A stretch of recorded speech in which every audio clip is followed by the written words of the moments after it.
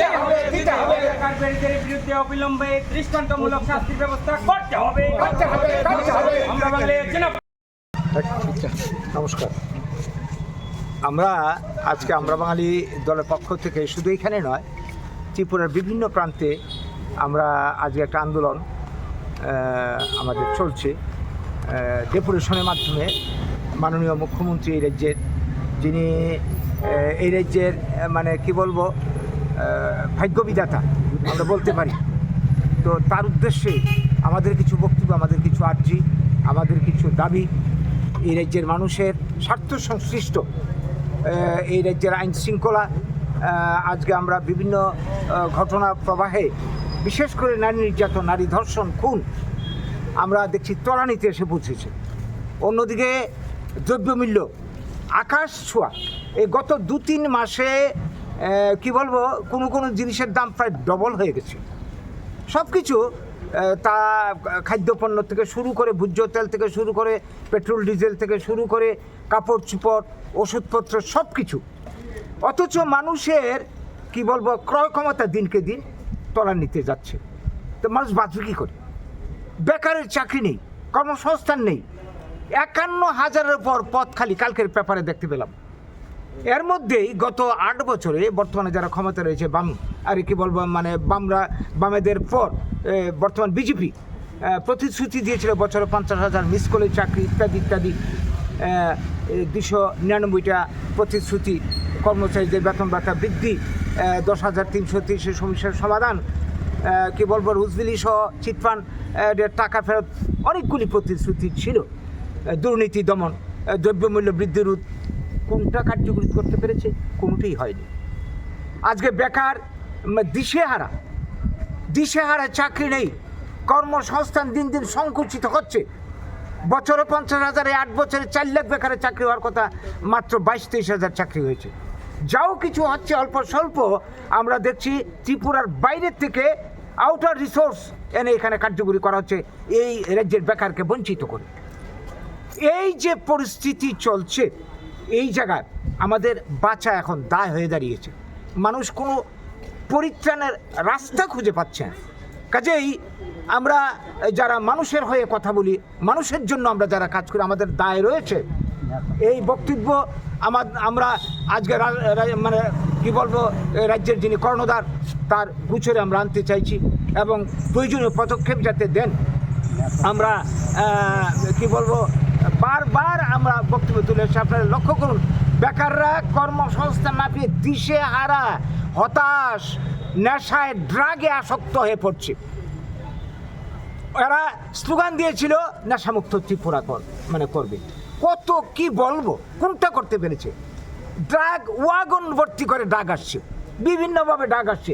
বলুন তো দিকে আপনারা কয়জন ড্রাগ পাচারকারী বা এই ধরনের বিজনেসের সঙ্গে যারা যুক্ত আছে, কয়জনের বিরুদ্ধে তারা ব্যবস্থা নিতে পেরেছে?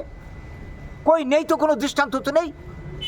এই যে কি বলবো নারী নির্যাতন নিয়ে যে কথাটা মানে আজকে সারা রাজ্যে, ত্রিপুরা মানে উত্তর পূর্বাঞ্চলের মধ্যে রেকর্ড জায়গায় চলে গেছে। আত্মহত্যা উত্তর পূর্বাঞ্চলের মধ্যে ত্রিপুরা 1 নম্বর পজিশনে চলে গেছে। কত দিক দিয়ে বলবো। এইখানেও পরিস্থিতির মুখে দাঁড়িয়ে আমরা মাননীয় মুখ্যমন্ত্রীর উদ্দেশ্যে আমরা আজকে 5 দফা দাবি আমরা উত্থাপন করছি। একই সময়ে আমাদের দক্ষিণ ত্রিপুরাতে এক্ষুনি মানে ডিএম মহোদয়ের কাছে ডেপুটেশন চলছে মুখ্যমন্ত্রীর বরাবরে। তো আমাদের যে 5 দফা দাবি, এইভাবে সারা ত্রিপুরাতে প্রত্যেকটা জেলাতে হবে, মহকুমা ব্লক পর্যায়ে সব জায়গাতে হবে। 1 নম্বর দাবি হচ্ছে আমাদের এই যে শান্তিনিকেতন মেডিকেল কলেজের যে মনীষা দাস নিহত হলো, এটা আত্মহত্যা বলে কোনো তদন্ত না করেই, সত্য উদ্ঘাটন না করেই সরকার, পুলিশ প্রশাসন কি করে সিদ্ধান্ত নিতে পারলো যে এটা আত্মহত্যার ঘটনা? আমরা এই হাইকোর্টের একজন কর্মরত বিচারপতিকে দিয়ে এই রহস্য উদ্ঘাটনের জন্যে আমরা দাবি জানাচ্ছি।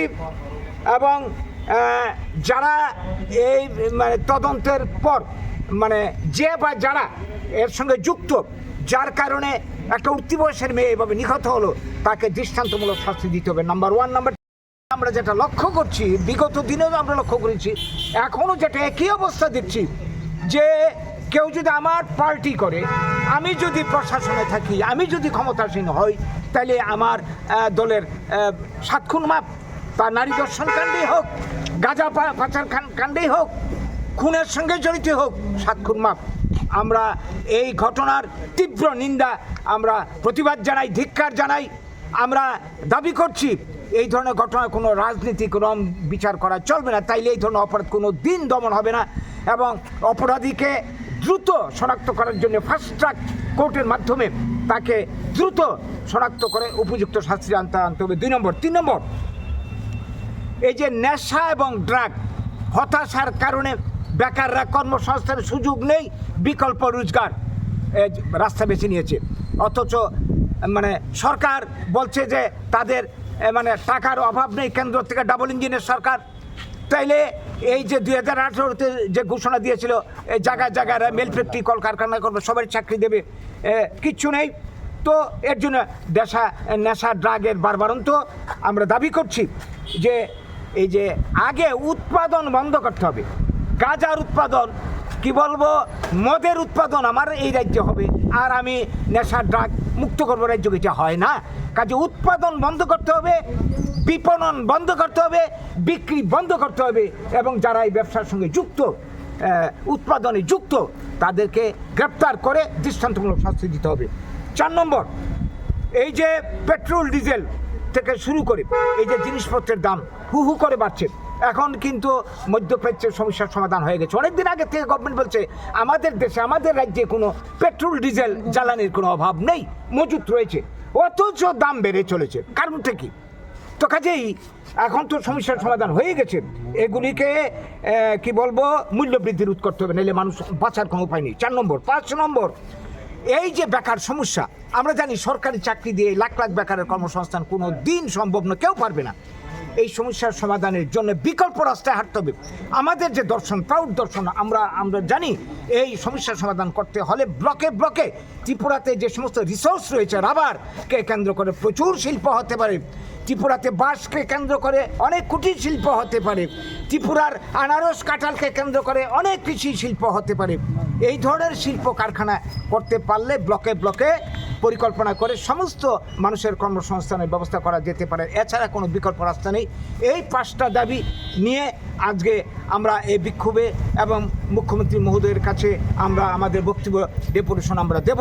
ডিএম স্যারের থ্রুতে আমরা আপনাদের মাধ্যমে আমাদের বক্তব্যকে গোটা রাজ্যবাসীর কাছে পৌঁছে দিতে চাইছি এবং সরকারের দৃষ্টি আকর্ষণ করতে চাইছি।